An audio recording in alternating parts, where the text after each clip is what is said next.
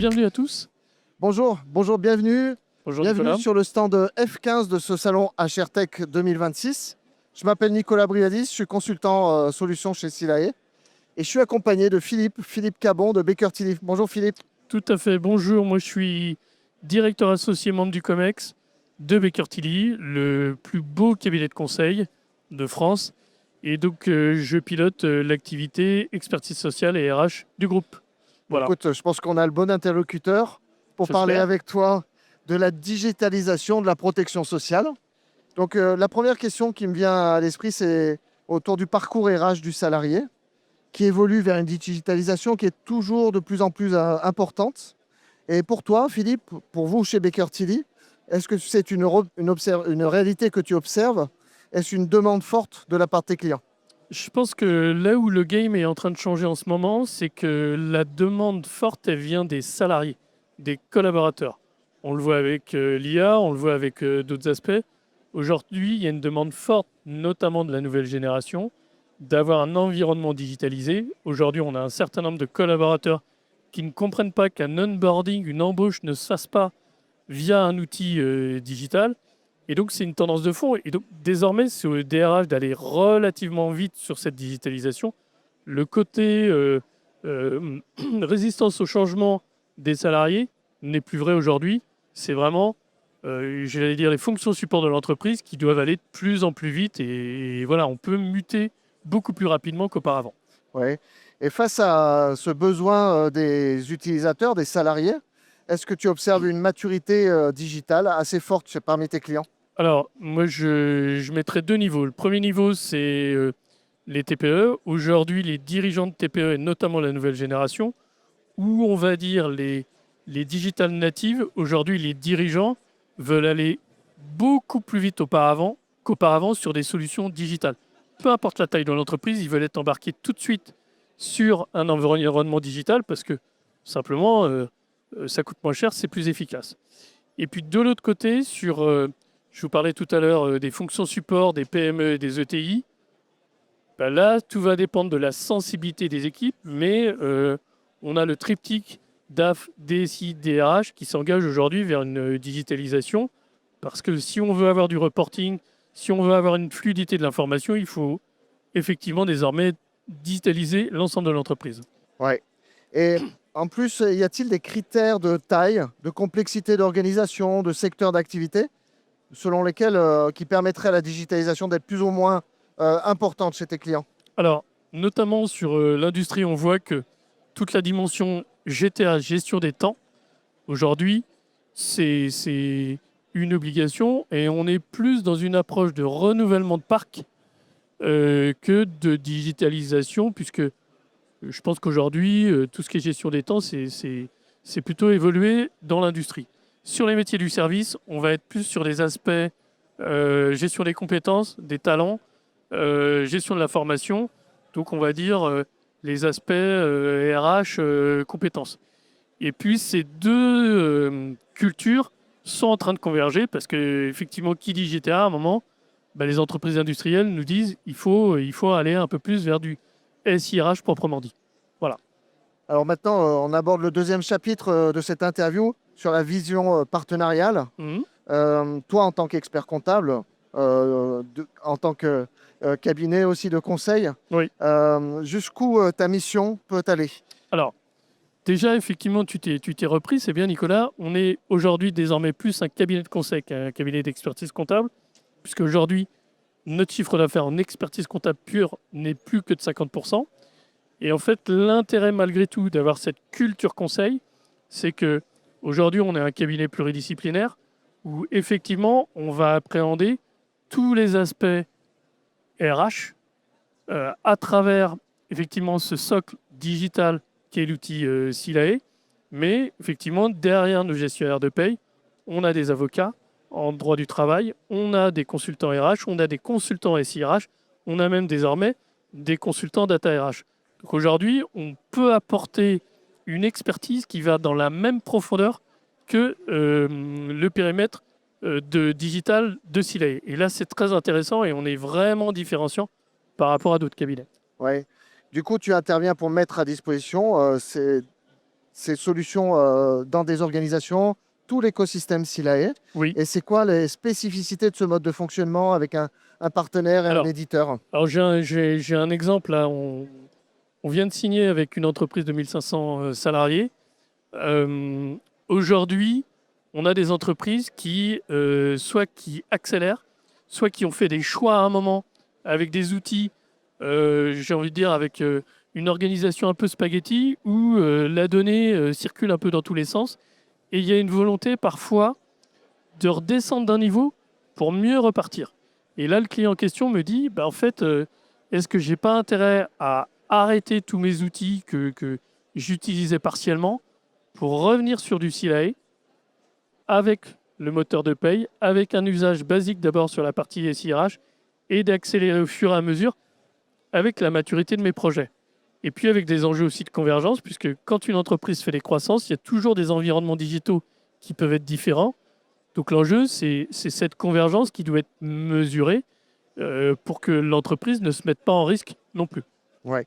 Et c'est vrai que notre approche avec une suite intégrée peut aller parfois à l'encontre ou des habitudes où les DRH allaient piocher Oui, le best of breed de chaque brique. complètement. Et puis l'intérêt aussi du côté SILA entreprise, la partie SIRH, c'est qu'effectivement, on peut aller sur des besoins très prégnants comme tout ce qui est gestion des absences, les demandes d'absence, parce que ça, c'est vraiment des éléments hyper importants.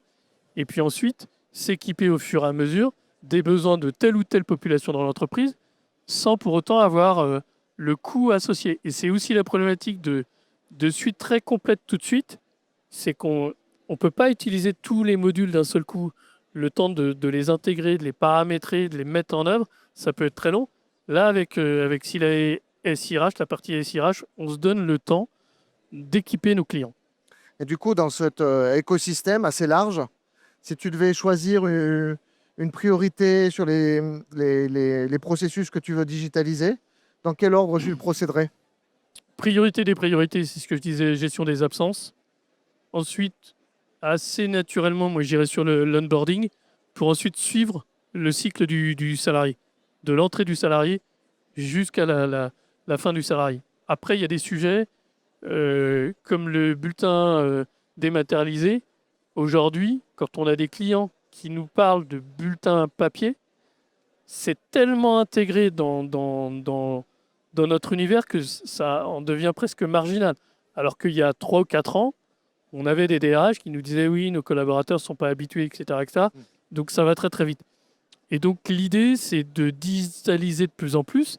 Et donc je pense que notamment le nouveau module, on en parlera tout à l'heure, mais le nouveau module santé de Silae, je pense que là aussi, ça adresse un point très prégnant dans les organisations RH des entreprises. Ouais, je te remercie pour cette transition, puisque c'est le troisième chapitre de notre interview, un focus sur la santé et la prévoyance. Donc effectivement, depuis quelques mois, Silae communique sur une offre de santé. En fait, on a essayé de compléter le parcours de digitalisation, de faire le dernier kilomètre de la digitalisation des processus RH. Et donc, on a intégré à notre module santé et prévoyance dans la paye et dans l'écosystème complet de MySilae. Donc, du coup, pour vous, Baker Tilly, et pour toi, Philippe, dans le développement des offres santé et prévoyance, quelle est la part de la digitalisation et quel est le gain que tu peux estimer sur la digitalisation? Alors, en préalable, ça on ne l'avait pas préparé, mais c'est pas grave. L'intérêt aussi sur ce module SIAE Santé, c'est que SILAE a énormément travaillé avec ses partenaires pour interroger le marché. Pour dire, OK, c'est quoi le besoin des salariés, on va dire finaux, donc des salariés de nos clients, c'est quoi les besoins des clients. Et effectivement, j'y viens, nous, on avait une expérience avec un autre acteur de cet environnement digitalisé de la prévoyance et de la mutuelle. Aujourd'hui, nous, c'est le point où il y a le plus de risques. Et donc, en fait, moi, ce qui m'importait, c'était à la fois de sécuriser ces aspects-là et de soulager mes gestionnaires de paye qui, pour les entreprises, les TPE, font le boulot du dirigeant. Et pour les PME ETI, ben le DRH, cette gestion de la prévoyance et de la mutuelle, c'est un des points les plus prégnants. Et donc, effectivement, on faisait appel à d'autres acteurs. Donc, ça veut dire que ben derrière, on a des transferts de fichiers, il y a encore de la saisie manuelle. Là, avec l'offre de Silae Santé, cette offre-là, elle est intégrée effectivement dans un environnement global. Silae, de la gestion des droits du salarié jusqu'au bulletin de paye. Et là, j'ai envie de dire que l'approche est extrêmement intéressante. Ouais. Donc, tu soulignais notre souhait toujours de partir de l'interrogation de nos partenaires, mais aussi des points, des pain points, comme on dit, des clients finaux et des salariés. Et est-ce que tu observes un décalage, toi, entre les souhaits des salariés et les besoins pratiques et leurs besoins pratico-pratiques et ce que les DRH projettent ou imaginent? Ben, je pense que on a une nouvelle génération de DRH qui s'interroge de plus en plus sur l'équipement nécessaire du salarié. Après, pour moi, il y a deux écoles. Il y a le DRH qui dit de toute façon, il faut qu'on se digitalise, c'est accessible à tout le monde. L'enjeu derrière, c'est l'embarquement du client, enfin du client, j'allais dire, du salarié, mais c'est un peu un client, malgré tout, notre salarié. Et puis, il y a une autre frange de DRH qui dit oui, mais attention, nos collaborateurs, ils ne sont pas digitalisés, etc., etc. Et moi, je leur rappelle toujours, attendez, aujourd'hui, le moindre espace bancaire, la déclaration d'impôt, elle se fait aujourd'hui sur Internet. Donc, il n'y a aucune raison. Et c'est là où j'en reviens à mon propos précédent, c'est qu'en fait, la plupart du temps, le salarié, il est early adopter sur ces solutions-là. Maintenant, la problématique aujourd'hui du collaborateur, c'est qu'il va avoir une appli pour ses notes de prêt, il va avoir une appli pour sa santé, une appli pour tel usage, tel usage, tel usage. À un moment, il faut essayer de converger les usages Ouais. dans un seul outil.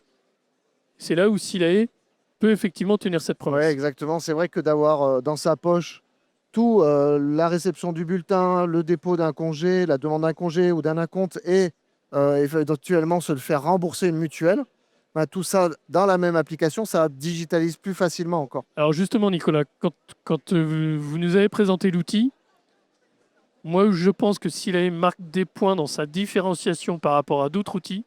C'est cet aspect-là de se dire, d'imaginer un parcours salarié, il est malade le soir, il va chez son médecin, il prévient son manager, il va à la pharmacie, sa mutuelle est gérée sur la même application, et derrière, il peut suivre ses remboursements. C'est vraiment topissime, quoi. Et là, effectivement, sur des entreprises à fort usage de main-d'œuvre, je pense au CHR, je pense au nettoyage, là, c'est vraiment un élément différenciant pour les fonctions RH d'une entreprise qui a beaucoup de collaborateurs avec du turnover. Et c'est un des points de risque, la couverture en prévoyant ces mutuelles du collaborateur. Ouais. Merci Philippe pour ces réponses et ces informations. Pour ouvrir un peu le débat, si tu avais une recommandation ou disons une proposition d'ouverture sur le processus de digitalisation des RH, qu'est-ce que tu imaginerais? Alors, développe un peu ta question. Qu'est-ce que tu attends de moi sur la... Est-ce qu'il y aurait un autre secteur sur lequel la digitalisation Alors, des RH pourrait oui, aller alors plus profondément? moi, je pense qu'aujourd'hui, on va avoir un enjeu très fort sur la partie retraite. Aujourd'hui, le calcul de retraite se digitalise, certes, mais on va avoir à gérer avec la prolongation finalement des seniors dans l'emploi, ces aspects de cumul emploi-retraite et à quelle date ces collaborateurs-là vont partir. Je pense que ça va être à l'entreprise d'accompagner ces collaborateurs, soit pour allonger la période de travail, soit pour à un moment se dire, écoute, là tu peux optimiser ta sortie pour être dans un environnement confortable pour partir à la retraite, c'est maintenant. Mais aujourd'hui, franchement, c'est extrêmement complexe de pouvoir mesurer ça. Et là, je pense que Silae peut être très pertinent sur cet aspect. Ouais. Voilà. Est-ce que la retraite, c'est pas aussi un petit peu de l'épargne? Ça peut être Alors, aussi une ouverture à venir. oui, naturellement, on peut penser à tout ce qui est PER, effectivement. Ouais. C'est peut-être là où Silae ira demain, très certainement. Ok, bah, il est l'heure de conclure. Merci Philippe. Merci Nicolas. On a dépassé un petit peu notre temps, mais j'espère que c'était raisonnable et que vous avez appris quelque chose. Merci à tous. Au revoir. Merci.